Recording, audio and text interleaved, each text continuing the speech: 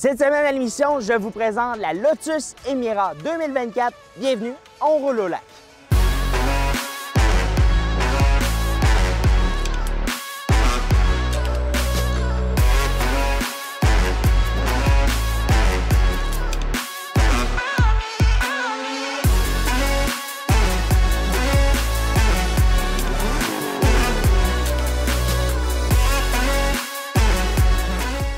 Et cette semaine, j'ai eu la chance de mettre à l'essai la Lotus Emira 2024.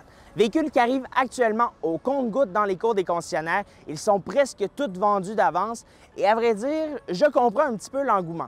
On arrive avec un style que je trouve magnifique, qui peut s'approcher beaucoup de ce que l'on retrouve dans les supercars, dans les véhicules italiens et même de ce que l'on peut retrouver Lamborghini, Ferrari, McLaren. On a vraiment des lignes qui sont très épurées et très étirées au terme de son design. Et personnellement, ça me plaît beaucoup.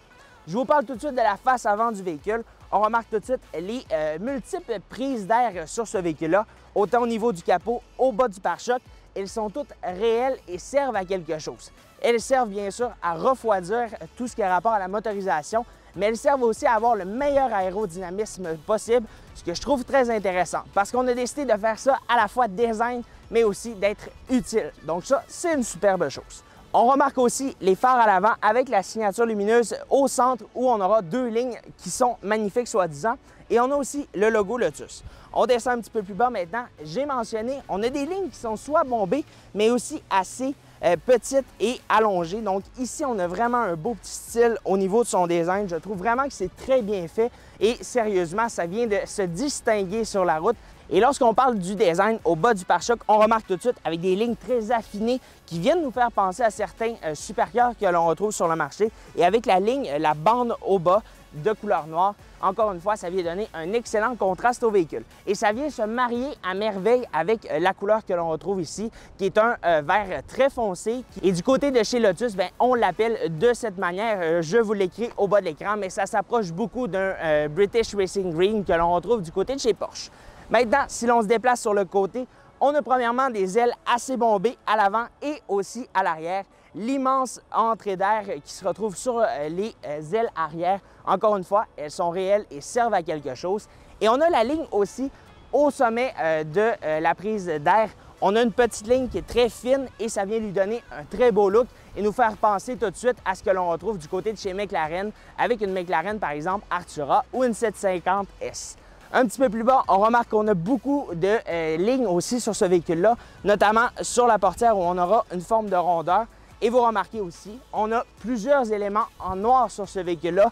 Les jantes que l'on retrouve ici avec les petits accessoires en orange qui viennent lui donner un superbe style.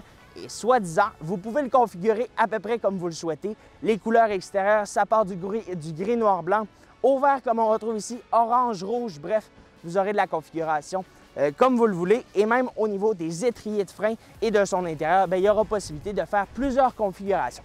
Maintenant, bien sûr, je vous ai mentionné son design qui me plaît personnellement, mais on retrouve aussi au sommet tout le toit en noir, les rétroviseurs. Ça vient vraiment lui ajouter un beau petit style sportif. Et encore une fois, bien, je penche plutôt vers le noir plutôt que le chrome. Donc ici, je vous dirais que ça m'a pas mal conquis, surtout avec la couleur verte. Maintenant, on a fait le tour de l'avant et du côté. On se retrouve en arrière pour en discuter. Maintenant, derrière la Lotus Emira, je veux quand même vous parler, j'ai oublié de vous mentionner sur le côté, on retrouve les deux petits badges Emira First Edition, donc qui rappellent qu'il s'agit des premières éditions qui sont arrivées sur notre marché. Maintenant, bien sûr, on remarque les ailes qui sont très larges, les multiples entrées d'air qui se retrouvent sur le pare-choc et aussi ici pour pouvoir venir retirer l'air directement du compartiment moteur parce que oui, le moteur se retrouve en position centrale arrière. Juste incroyable la sonorité mécanique de ce moteur-là. Et bien sûr, de le voir derrière nous, ça demeure quelque chose de très intéressant. On a aussi des prises d'air qui se retrouvent sur les côtés de la lunette arrière pour encore une fois venir refroidir le tout. Et sérieusement, le design à l'arrière, je le trouve magnifique. L'inscription Lotus, la signature lumineuse. Malheureusement, élément négatif, par contre, sur la Lotus Emira, on retrouve le feu de recul ici au bas. Donc, il n'est pas directement incrusté. Petit élément négatif, mais encore une fois, c'est la mode actuellement chez les manufacturiers. Maintenant, on remarque aussi qu'on a une belle bosse ici. On a un beau design qui va descendre et remonter par la suite. On n'a pas de béquet qui va ressortir et rentrer, mais avouons que le style à l'arrière, l'aérodynamisme et les lignes ici sont juste magnifiques. On remarque aussi les deux pots d'échappement qui viennent nous faire entendre la sonorité mécanique du V6 3.5 litres que l'on retrouve sous le capot. Donc, c'est encore assez intéressant. Il me reste les prix et la motorisation à vous parler. Je vous en parle dans quelques instants. Lorsqu'on parle de motorisation sous le capot, deux moteurs sont disponibles. Le 4 cylindres qui viendra dans les versions d'entrée de gamme, 2 litres turbo qui est emprunté du côté de chez AMG. Donc, on aura quand même 370 chevaux, mais on n'aura pas la sonorité mécanique du V6. J'en reviens dans quelques instants. Et la deuxième motorisation sera disponible, quant à elle, V6 3,5 litres surcompressé de 411 chevaux et 420 livres-pieds de couple. C'est quelque chose d'assez incroyable, surtout au terme de sa sonorité mécanique. C'est un véhicule qui n'est pas très lourd, donc on aura quand même quelque chose d'assez intéressant au terme des performances. Je vous fais entendre le son de la sonorité du véhicule et ensuite, on se retrouve à l'intérieur pour l'essai routier.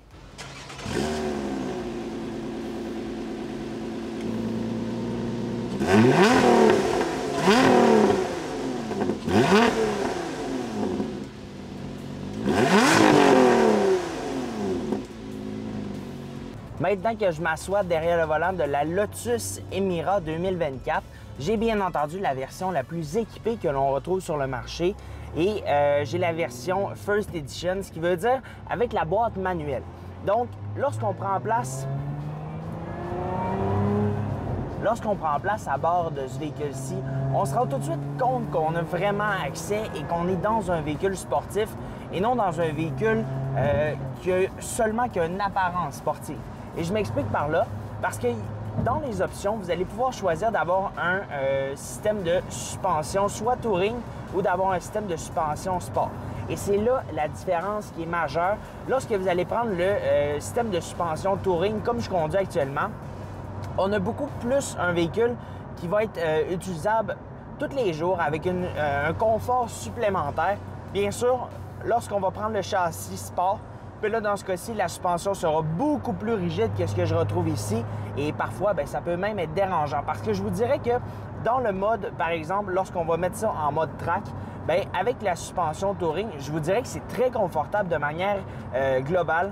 On ne ressent pas trop les défauts de la route. Et je vous dirais que c'est assez amusant. Ça vient rehausser aussi la sonorité mécanique. On entend beaucoup plus les sons provenant du système d'échappement. Mais globalement, là, je vous dirais que c'est un véhicule qui a tout pour plaire. Bien sûr, on offre quand même un intérieur que je trouve très beau. Maintenant, si l'on parle quand même de cette planche de bord-là, on arrive à bord avec deux écrans complètement numériques.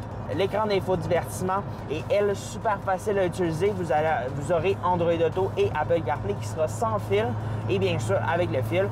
Bien sûr, on aura un système qui est super facile à utiliser. Il va falloir prendre quand même quelques instants pour s'habituer tout de même, mais on retrouve tous les menus qui sont importants, les forgés, tout ce qui a rapport à la performance, les chronos, les statistiques du trajet, quels sont vos tours par minute, la consommation d'essence, bref, vous aurez une panoplie d'informations que vous y retrouvez.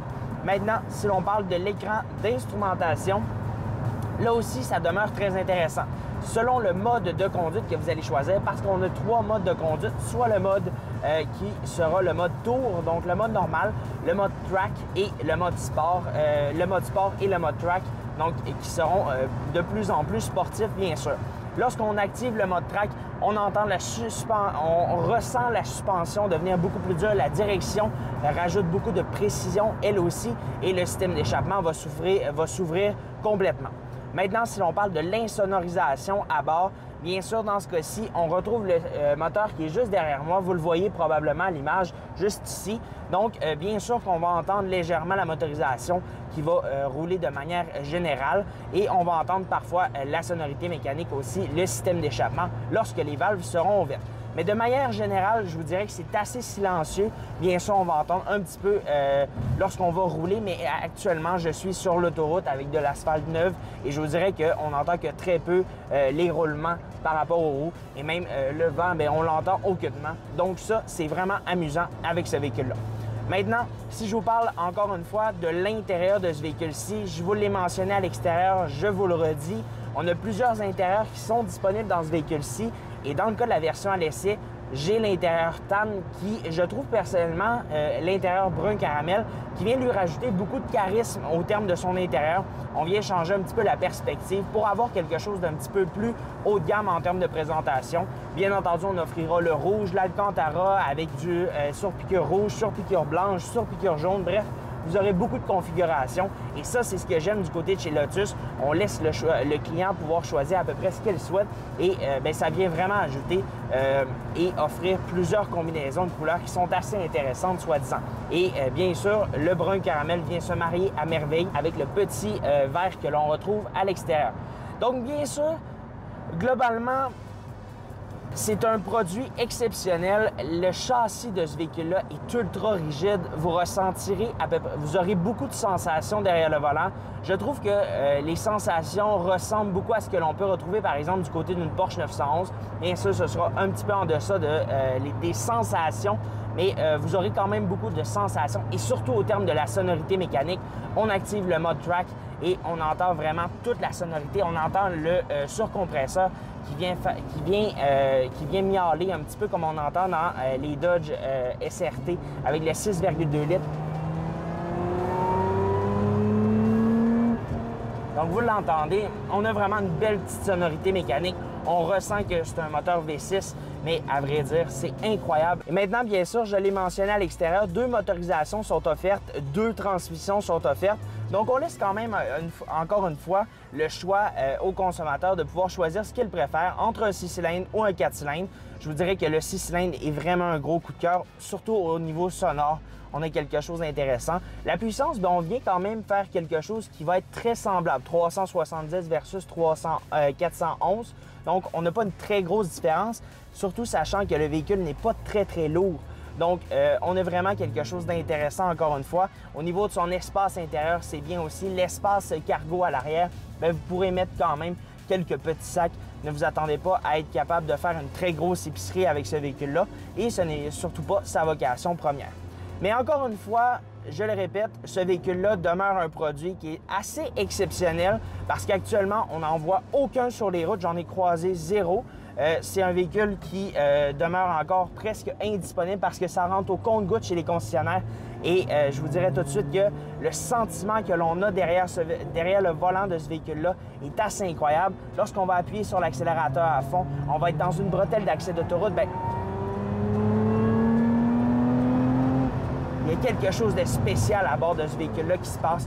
Donc, encore une fois, je vous dirais que c'est vraiment un produit que j'ai hâte de voir aussi vieillir, de voir quelles seront les valeurs de revente aussi que l'on offrira sur le marché et surtout la fiabilité. Mais entre vous et moi, on retrouvait quand même ces moteurs-là dans les précédents véhicules du côté de chez Lotus. Et bien sûr, il s'agit quand même d'une motorisation Toyota. Donc, on s'attend quand même à avoir une certaine fiabilité. Il me reste 2 éléments à vous mentionner. Premièrement, la consommation d'essence que l'on retrouve à bord de ce véhicule-ci. Bien sûr, j'ai la motorisation 6 cylindres avec la boîte manuelle. Lorsqu'on a la boîte automatique, on va réduire considérablement la consommation d'essence. Mais il faut quand même savoir, j'ai fait uniquement 100 km et j'ai fait 100 km de manière sportive, ce qui veut dire que je l'ai essayé l'auto comme il faut. Et je suis allé à 17,6 litres au 100. J'en conviens que ce n'est pas excellent comme consommation d'essence, mais ça permet quand même d'avoir une bonne idée de qu'est-ce que l'on pourra obtenir comme consommation d'essence avec ce genre de véhicule-là si on décide de s'amuser avec lui. Maintenant, il me reste quand même à vous parler de prix du côté de la Lotus Emira. Lorsqu'on parle d'une version d'entrée de gamme avec le 4 cylindres manuel, mais là, dans ce cas-ci, on parle de 126 900 $. On veut monter en gamme, mais toujours conserver avec le V6 par contre et conserver la boîte manuelle. Bien là, dans ce cas-ci, 129 900 $. Et si on veut aller au sommet de la gamme avec une version Lotus Emira First Edition, comme je conduis, on débute à 123 431 $. Boîte manuelle, on retrouve aussi, bien sûr, la motorisation 6 cylindres surcompressée.